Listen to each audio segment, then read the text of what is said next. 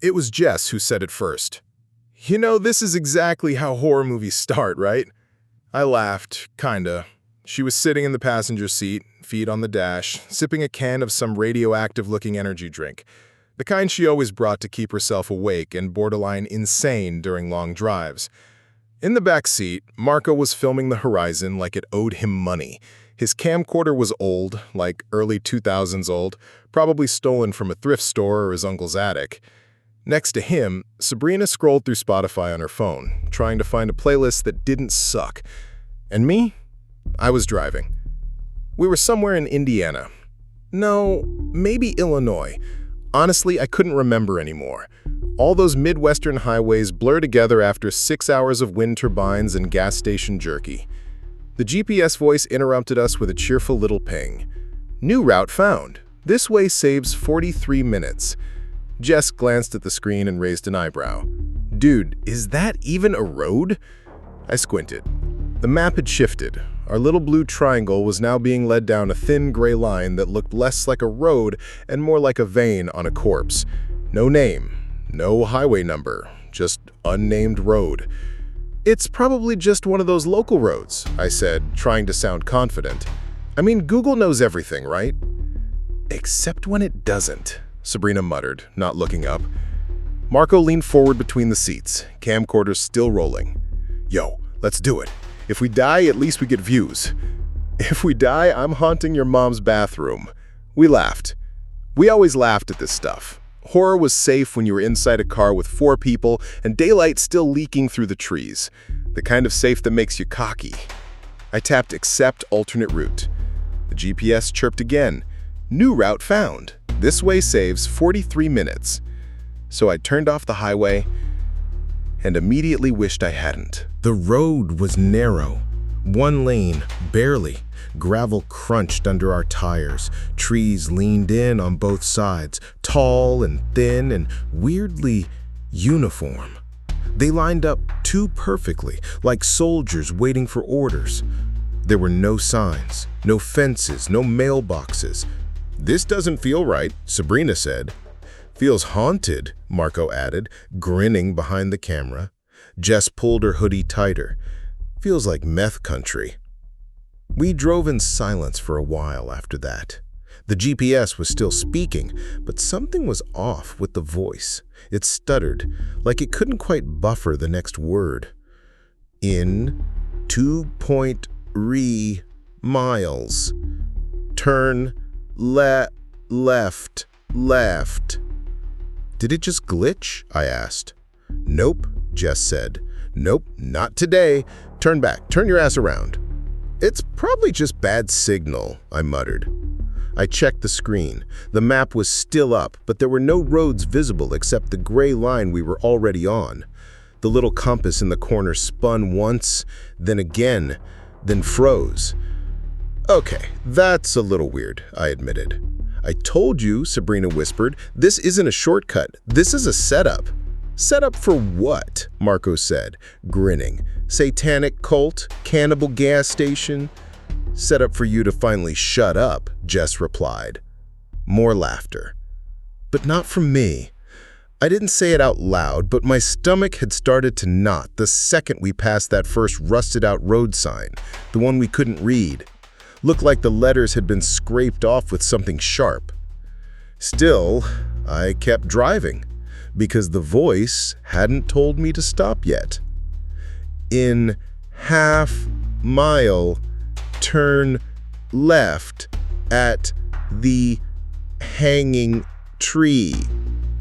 That's what it said. Not County Road 12 or Turnpike, not even unnamed road.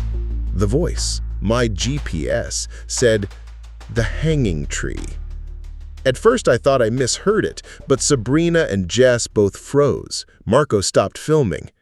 Tell me you put in some weird voice mod, she said. Her voice had that tightness behind the sarcasm, the kind that hides fear. I didn't touch anything, I said. Marco leaned over my shoulder. Wait, go back. Can you replay it? I tried, tapped the screen, but the GPS interface was lagging, sluggish. The screen stuttered and jumped, then flashed white for half a second. Then the voice came back, smoother this time. Turn left at the hanging tree. Clear as day. Sabrina dropped her phone in her lap. That's not normal. That's not fucking normal. Okay, it's gotta be like a local landmark or something. Maybe there's an actual tree people call that.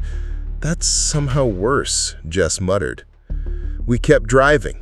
Not because we wanted to, because there was nowhere to turn around. The road had narrowed to a point where even pulling over would have meant brushing against trees that now looked like they were leaning in. Branches curved low, some of them creaking in the wind, others perfectly still, despite the breeze. Are we sure this isn't private property? Jess asked. It's not on the map, I said. There is no property. Marco zoomed in with his camera. Yo, what is that? To the left of the road, just past a bend, something jutted out of the woods. Metal poles, maybe? We slowed as we passed. It was a rusted gate, half buried in ivy and wrapped in chain. No signs, just a faded symbol, maybe burned into the metal. A crude eye with a line through it. No one said anything. Even the GPS went quiet. Until we came around the next bend and saw it. It was unmistakable. A tree, old and massive, roots bulging up through cracked asphalt. Its trunk was warped, blackened, like it had been struck by lightning more than once. And from one of its lower branches hung a frayed length of rope. It swayed. Not with the wind, just swayed. On its own. To the left of the tree, another narrow road split off. No signs, no pavement, just dirt and that strange emptiness you feel when you're walking into somewhere you don't belong. The GPS beeped again. Turn left. Now. Nope, Jess whispered. Nope. Sabrina grabbed my shoulder. Eli, please, don't. We can't go back, I said. I wasn't trying to be dramatic. I had tried looking for U-turns. None. The road had narrowed even more behind us. No shoulder, trees crowding in. Every few minutes, I checked the rearview mirror, expecting to see someone or something behind us. But there was nothing, just gray light and vanishing road. Marco was still filming. This is real, right? Like we're not in some ARG or prank show? You think I programmed this into my own phone for fun? You think I want to be here? The car sat there idling, gravel popping beneath the tires. If we turn around now, Sabrina said barely above a whisper, we might still make it out. No one moved. Then the GPS spoke again. But not in the same voice. It had changed, subtly, like someone else had stepped up to the mic. Turn left. The others already have. The cabin went silent. I turned the wheel. The tires crunched over dirt and brittle twigs as we turned left past the hanging tree. As soon as we passed it, the sunlight seemed wrong. Dimmer, colder, like it had been filtered through something sickly and yellow. There were no shadows, no birdsong, just the hum of the engine and the soft, unplaceable wrongness that settled in the air like static. Why is it so quiet? Sabrina asked. Jess glanced out her window, lips tight. Maybe we're in Amish country. But even her sarcasm sounded hollow now. Marco rolled his window halfway down and stuck the camera out. Listen to that silence, baby. That's some Blair Witch shit right there. Put the camera down, Marco, Sabrina snapped. You're not gonna film us out of this. He shrugged but didn't stop. The GPS chimed again. Accelerate. Now. We all froze. Did it just? Jess started. Yeah, I said. I didn't press the gas, just kept it steady at 20 miles per hour.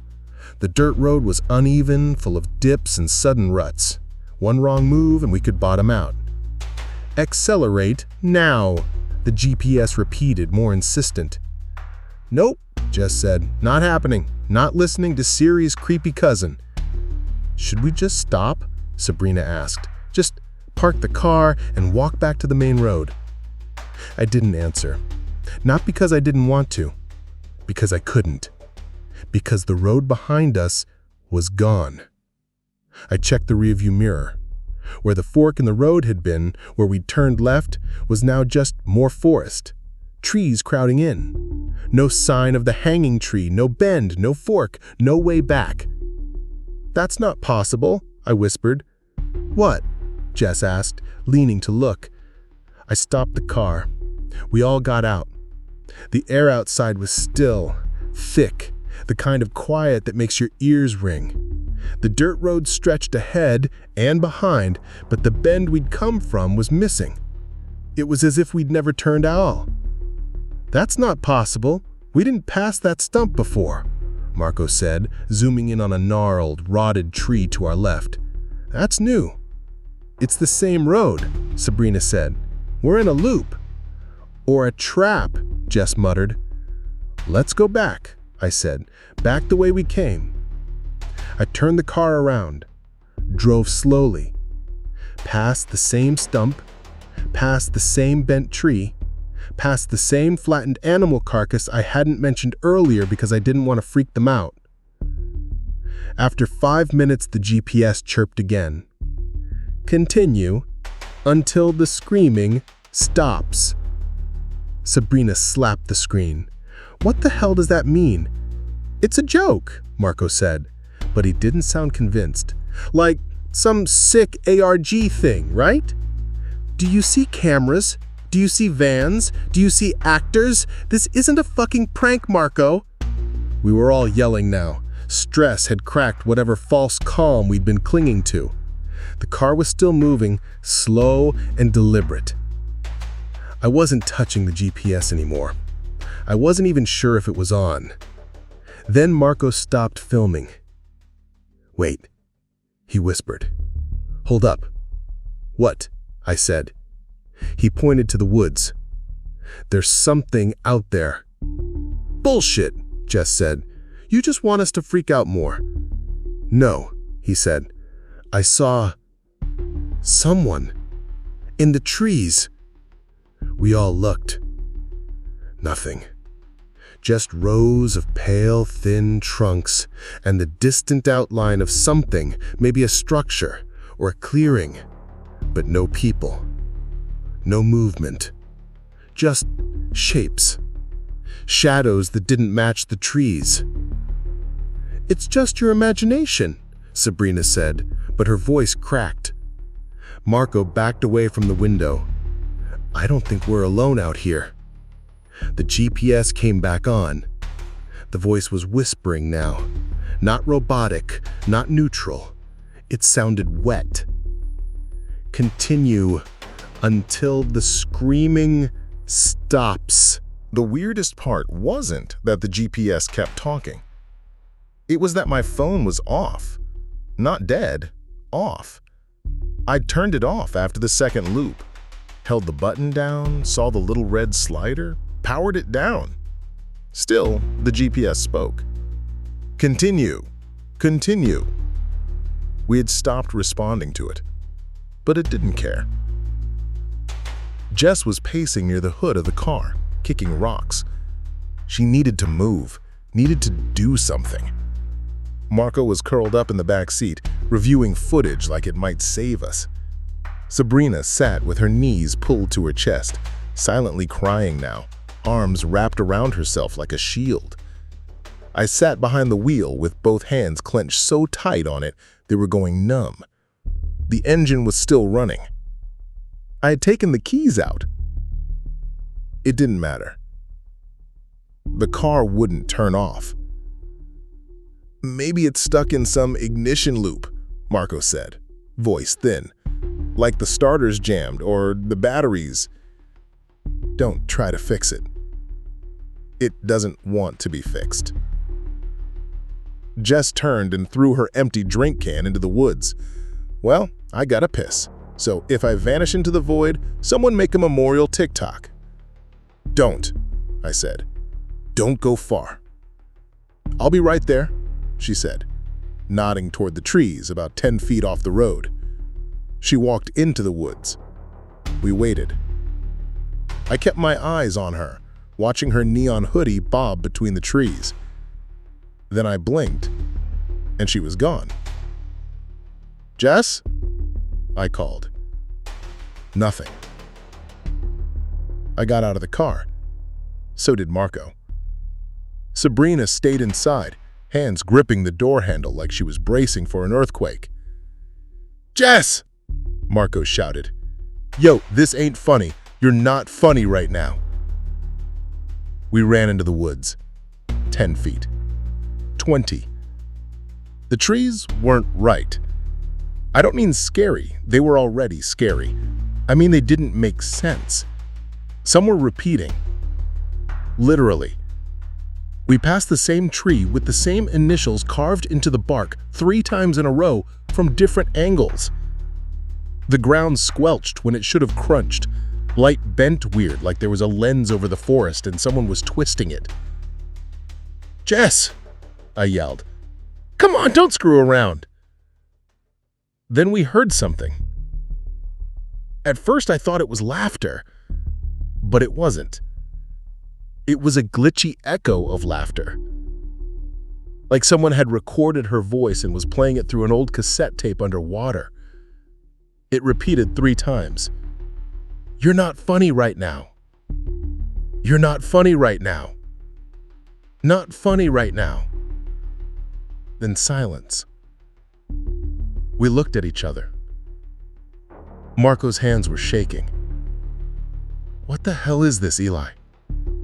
We need to go back. What if she's out there? If we stay out here, we'll end up like her. He didn't argue. We ran back to the car. Sabrina had locked the doors. Let us in! I banged on the glass. She opened it just enough to let us in, then slammed it shut and relocked all 4. Where is she? She asked, voice brittle. I didn't answer. A GPS lit up again, even though the screen was off. Its voice was low now, almost a whisper. Rerouting. Jess has exited the route. Sabrina started to scream. The car had become a coffin. None of us spoke. Sabrina sat curled against the window, knees up to her chest, whispering something to herself I couldn't make out. Marco hadn't blinked in a while. His camera sat dead on his lap, the lens cracked. I gripped the wheel like it was the only thing keeping me from floating away. The road looked cleaner now, smoother, no more potholes, no more branches. The trees were still there, but thinner, like someone had clipped them with a landscape tool in a video game. The sky above was colorless, just flat gray, like a Photoshop layer without texture. The GPS spoke again. Arriving at destination. Where? Where is it taking us? I didn't know. No one knew. This isn't real, Sabrina muttered. We died. This is the in-between. We're in purgatory or something. Shut up, Marco snapped. No, seriously, this is judgment or punishment or shut up, Marco yelled, finally breaking. He snatched the GPS unit off the dashboard, though I swear to God, I hadn't plugged anything in. I thought it was just running off the phone. But suddenly, there it was, a solid, rectangular black box with a smooth glass screen glowing faintly from inside. You want directions? Marco shouted at it. Here's your f***ing shortcut. He slammed it against the dashboard. Once. Twice. The screen didn't crack. Instead, it hissed. A sharp, static pop filled the cabin. The vents blasted hot air. The radio clicked on to white noise, and Marco let out a scream. He dropped the unit. Blood dripped from his hand. Something had sliced him, clean and deep, across the palm. "What the hell?" he shouted, wrapping it with the bottom of his shirt. "We can't break it," I whispered. The GPS sat on the floor mat now, unharmed, screen blank. Then, the screen lit up again. New words, bright red. "Do not deviate." Marco kicked it as hard as he could. It slid under my seat. The vents went silent. The lights dimmed again. Outside, the road changed. I didn't notice it at first, but something about the trees ahead didn't match the ones behind. They were cleaner, whiter, the leaves too uniform. They almost looked like a simulation. "We're not in Indiana anymore," I said. "No shit," Sabrina muttered, rocking slowly. Marco was whispering to himself now. Couldn't catch the words, just babble. His camera lay forgotten, half buried under snack wrappers and empty bottles. I looked at him, then at the back seat. Sabrina wasn't there. "Wait, what?" Marco asked. "Where's Sabrina?" He blinked, looked down, then at me. "Who?"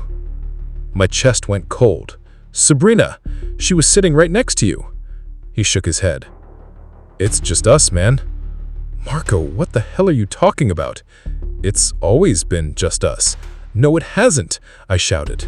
I twisted in my seat, reached into the back to find her, but the seat was empty. No indent, no water bottle, no trace. Like she'd never been. Marco stared ahead, eyes glassy. "We're almost there," he said. "Where is there?" The GPS answered. "Final turn, approaching. Please remain still." "Screw this," I muttered. "We're stopping. We're getting out." I slammed the brakes. The car didn't stop.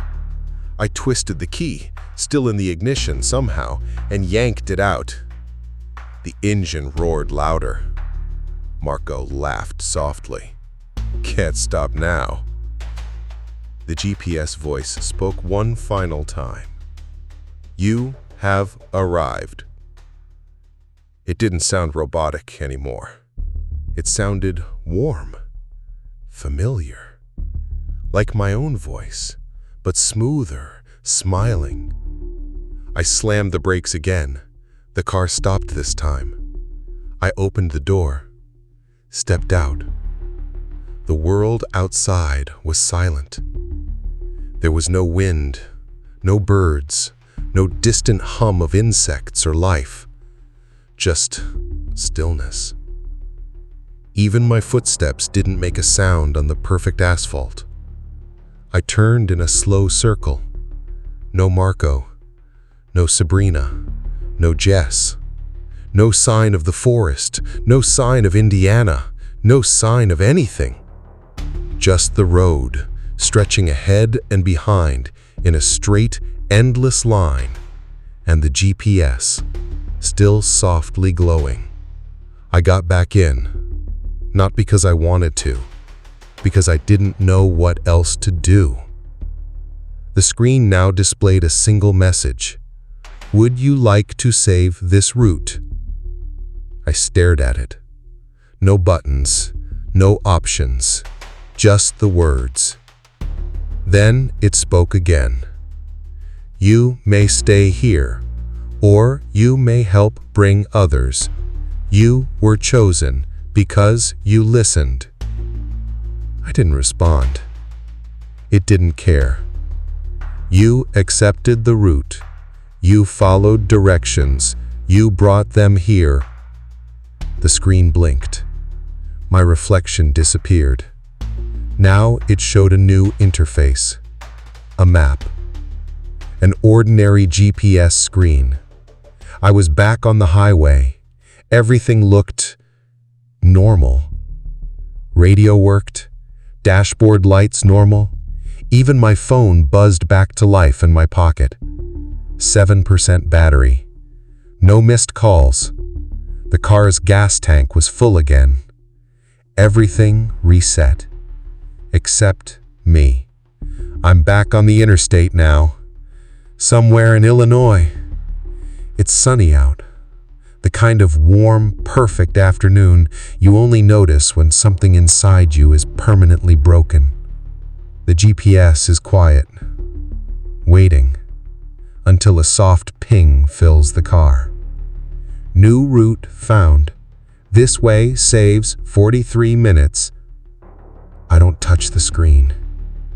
I don't say anything, but I hear my voice speak anyway. Smiling, gentle, reassuring. Proceed to the highlighted route.